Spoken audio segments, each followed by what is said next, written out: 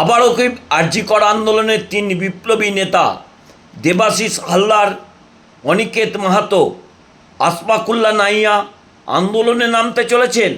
কারণ রাজ্য স্বাস্থ্য দপ্তরের নির্দেশিকা অনুযায়ী তাদের জেলা হাসপাতালে পোস্টিং দেওয়া হয়েছে। তাতেই নাখুশ এই 3 বিপ্লবী বাম ডাক্তার। তারা কোনো মতেই জেলাতে যেতে চাইছেন না, তারা উপকণ্ঠেই থাকতে চান কলকাতার। কারণ সেখানে বসে ডাক্তারির পাশাপাশি রাজনীতিটাও ভালো জমবে, নাকি অন্য অঙ্ক। কারণ তাদের অ্যাকাউন্টে অভয়ার নাম করে যে কোটি কোটি টাকা এখনও পড়ে রয়েছে, সেই টাকা কি তারা খরচ করার জন্য আবারও রাজনৈতিক আন্দোলন শুরু করতে চলেছেন? তারা কি যে শিক্ষকদের আন্দোলন চলছে সেই শিক্ষক আন্দোলনের সঙ্গে যুক্ত হয়ে নতুন করে রাজ্যকে অচল করার চেষ্টা করছেন?